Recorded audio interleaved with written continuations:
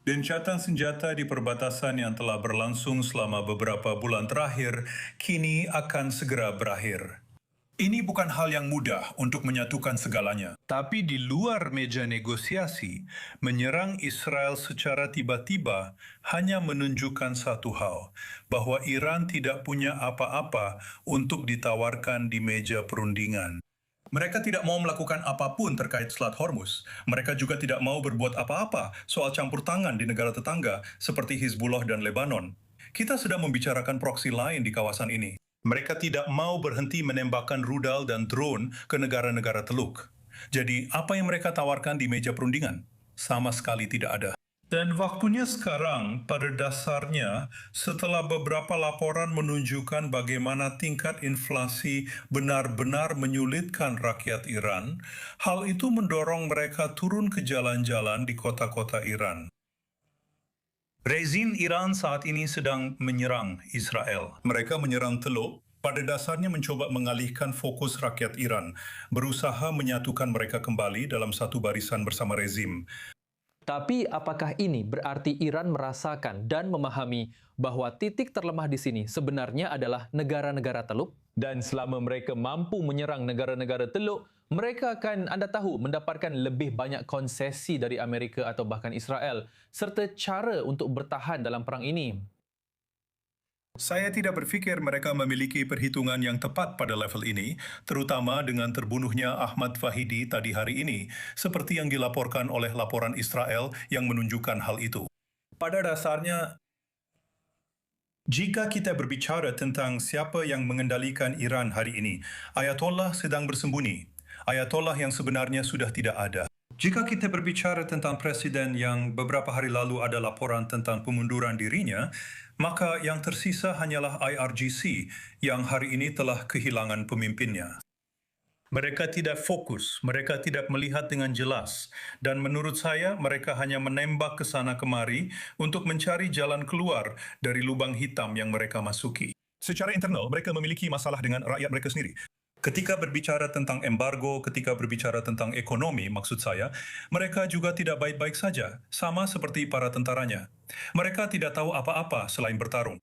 Dan berbicara tentang, Anda tahu, menembak ke kiri dan kanan. Seperti yang Anda katakan, kemarin serangan terhadap Arab Saudi telah dibantah atau Iran telah menyangkal tanggung jawab atasnya. Hal yang sama juga terjadi ketika mereka menargetkan kota Kuwait. Apa yang hal ini katakan kepada kita tentang strategi Iran? Karena mereka menyerang dan selalu menyangkal serangan mereka ketika itu berkaitan dengan infrastruktur yang dimiliki oleh negara-negara Teluk secara khusus. Apakah menurut Anda ini disengaja? Dan bagaimana negara-negara Teluk akan bereaksi terhadap hal ini? Ini sedikit dari keduanya. Maksud saya, seperti yang Anda katakan, mereka melakukannya, lalu mereka menyangkalnya. Mereka sudah melakukan ini dengan Oman, mereka sudah melakukan ini dengan Emirat, dengan semua negara Teluk sebenarnya. Masalah mereka sendiri adalah rantai komando mereka rusak. Itu yang pertama. Yang kedua adalah senjata mereka, terutama drone mereka, tidak dikendalikan dengan baik. Mereka hanya memasukkan lokasi GPS dan langsung jalan. Apapun yang pertama kali terkena pada dasarnya tidak diperhitungkan. Dan itu memang terjadi. Pada dasarnya, dua warga sipil di Bahrain yang meninggal karena hal itu. Dan kalau kita bicara tentang apa yang terjadi di Kuwait, seperti yang kamu sebutkan, mereka masih menyangkal bahwa mereka melakukannya, bahkan dengan adanya kamera pengawas.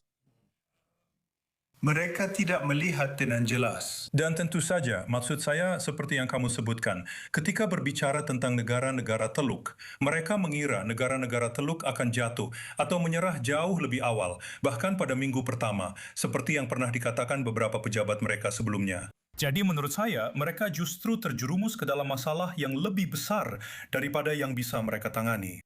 Dan terakhir, kelompok Houthi telah memulai atau sedang memulai serangan mereka terhadap Israel. Mereka juga mengancam kapal-kapal di Laut Merah. Ini adalah masalah besar khususnya bagi Arab Saudi yang menggunakan pipa dari timur ke barat.